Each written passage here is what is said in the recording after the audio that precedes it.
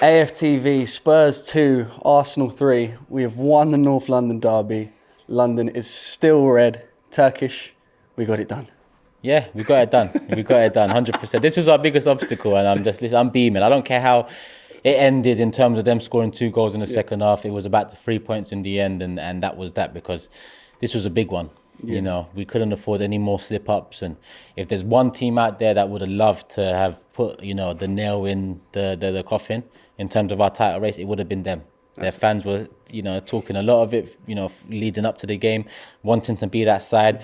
They saw Everton do it to Liverpool and thought it might be written in the stars that it happens to the both of us in 1 week. It wasn't written in the stars. Maybe something else is written in the stars. We'll find out in 4 weeks. Absolutely. Now, obviously, we watched the game and we can see that obviously we got off to a real comfortable start in that first half in terms of, you know, 3-0 up going into half time, which was strange. But anyone not watching the game and just looking at the stats would have been quite surprised to have seen that. I said it at half time. We were going into that second half 3-0 up, having had 28% possession at that point. And I think that really just shows you that possession, possession really doesn't win you games at the end of the day. No, it doesn't. You know, the possession thing came in with, you know, I think it was in this modern day era, Pep Guardiola with Barcelona, and we saw what they did with it. And, you know, people tend to run away with it, but that's not the only way to success. It's definitely a good way to success. We've seen that over the years. But what I like about it is Mikel's shown various times over the years he can be flexible with his approach and his tactics. Yeah. He's been stubborn sometimes, but he's shown a lot he can be flexible. And this season, you know, throughout the season, we firstly changed our approach tactically, I think, to make us more rigid and hard to beat, hard to break down. Then we add a bit of sauce to it in January, and we start, you know, scoring a whole heap of goals, and that whole talk of needing a new striker gets put to bed in January. And against City at the Etihad, where, you know, we needed to dig deep and pull something out the bag, we presented a low block and dug it out. You know, he's shown different ways to win, and today's another way. Not that he hasn't before, because I think, you know, Tottenham are not the first team to have more possession than us, and they're not the first team to have more possession than another side and lose. But what I love today is our efficiency. That's been something that, even with the amount of goals we've scored, I've just thought, you know what, none of our attack is really clinical, lethal enough that in a game where chances are few and far between, we win it. But today, chances, real good chances, in my opinion, were few and far between, but it was 3-2. Their 2 chances, moments to score came from our fuck-ups. Our 3 came from our 3 big moments in the first half. I think Tottenham started the game well, pressed very well. Surprisingly, I looked at their I looked at their lineup, personnel, the changes they made. I thought they might go counter a little bit more, but they didn't. Took the game to us, started well.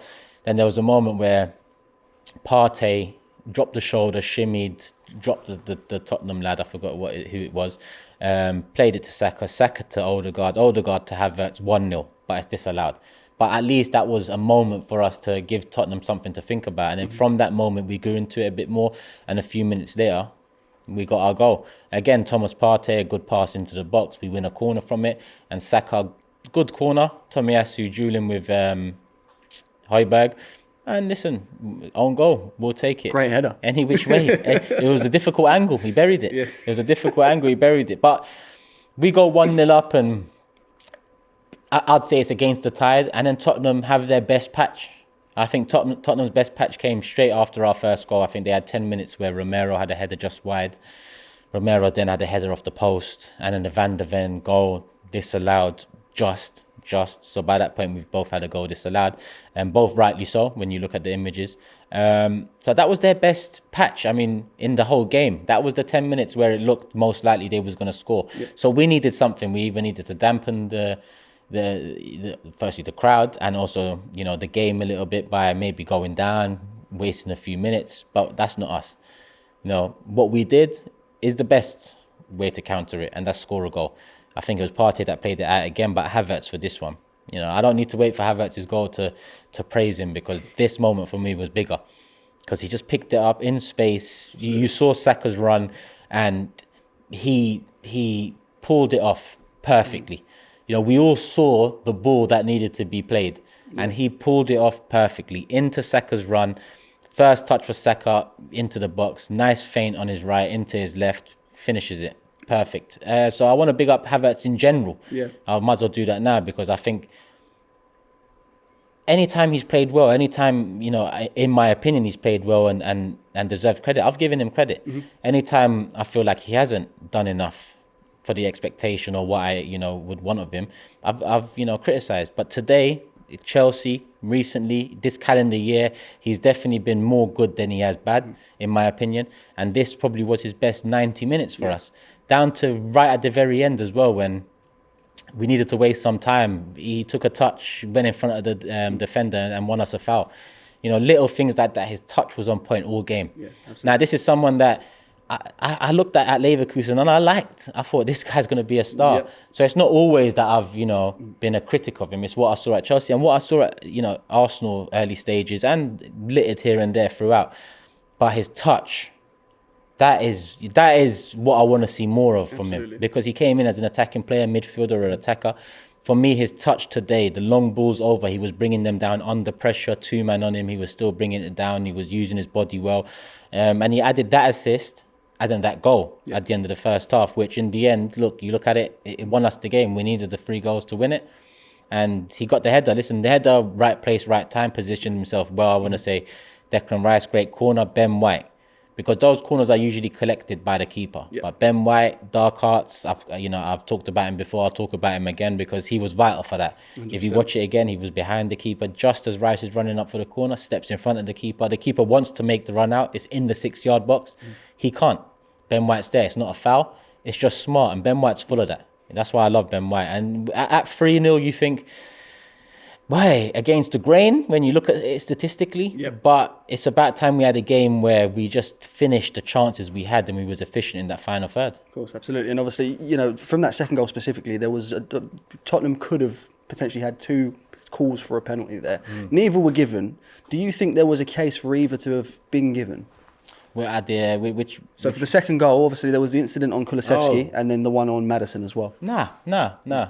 Kulusevski, I mean, they didn't slow it down for us like they tend to do with these decisions. But even if there was a nick, there was no intent from Trossard. He was running one way.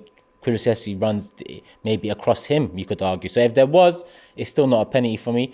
And I don't even think there was. And Maddison, Rice got a clean contact on the ball. And that was that. So for me, no question marks whatsoever. I actually think in terms of a refereeing performance, that might be one of the best I've seen this season. Absolutely. Yeah, I don't think he got anything wrong. He wasn't quick with his yellows. I think there was a couple of moments we thought, is he going to give Tommy a yellow for pulling back whoever he didn't? No, he let the game ride and handed out yellows when he needed to in the second half. Absolutely. And obviously we move on to that second half, and this is where for me it gets strange, because obviously we was 3-0 up going into the second half, having statistically not even been the better team. In the second half, I would actually argue that we were the better team, and then they go and score 2 goals, and then we talk about that first one. The mistake from David Raya, for me, it's inexcusable. He's not under any sort of pressure. He tries to distribute with his weak foot. It's quite clear that Mikel is sold on David Raya. I think it's obvious that that's going to be made a permanent transfer. Are you sold fully on David Raya? No, I don't think anyone can be. I think he's shown improvements on Ramsdale in terms of on the ball.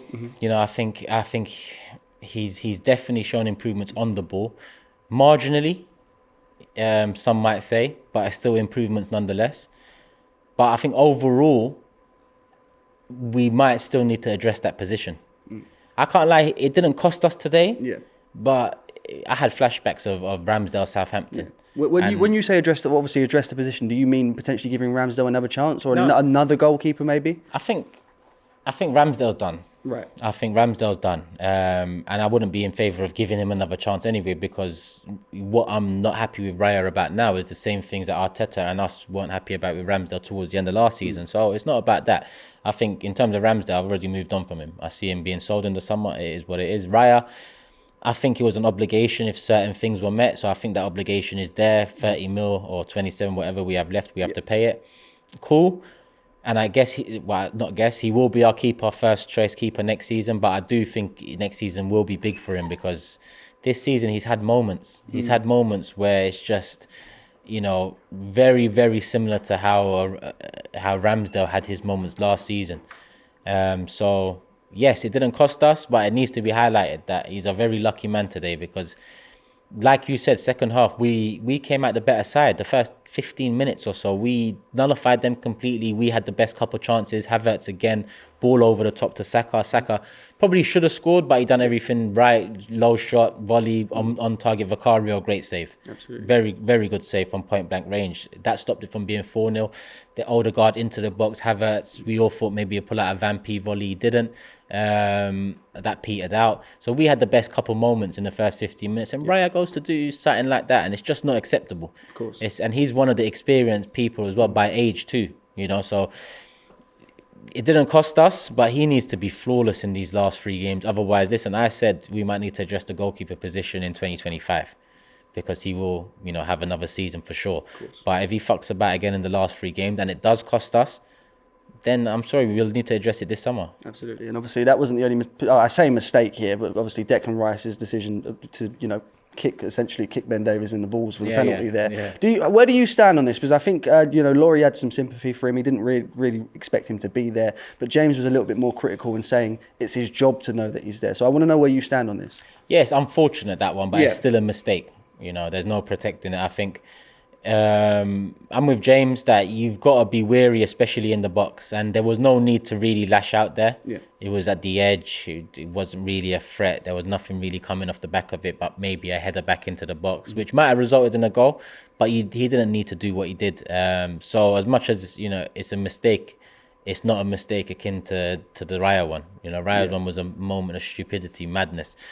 Declan Rice was probably a bit of head rush in the last few minutes of a North London derby where, I won't say it's all hands on deck, but balls were coming into the box and he lashed out, and we've seen them given before, rightly so. I think it is a penny. And Son put it away as he always does. Second top scorer in North London derby, so you don't need to give him a chance. But that's the only reason we need to mention Son in this game, which again shows how good we were throughout. As much as Tottenham were probably the better side in the first half, they had possession throughout the game. What did they really do apart from us handing them a couple of goals? Nothing. Absolutely. And look, we've done what we need to do today. 4 points at the top of the table currently.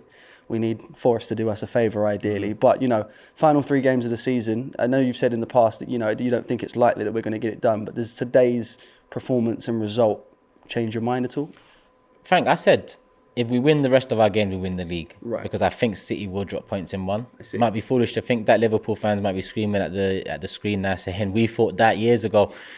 Watching it as a neutral is different to being in it. We can only hope and pray that they do drop points in one game. I do think we've overcome our biggest obstacle. Old Trafford will still be, big in its own way. It'll be a challenge, but I think this was the big one. So if we can win our next 3 now, which I think we should do, which I think we will do, 9 points, I think we win the league.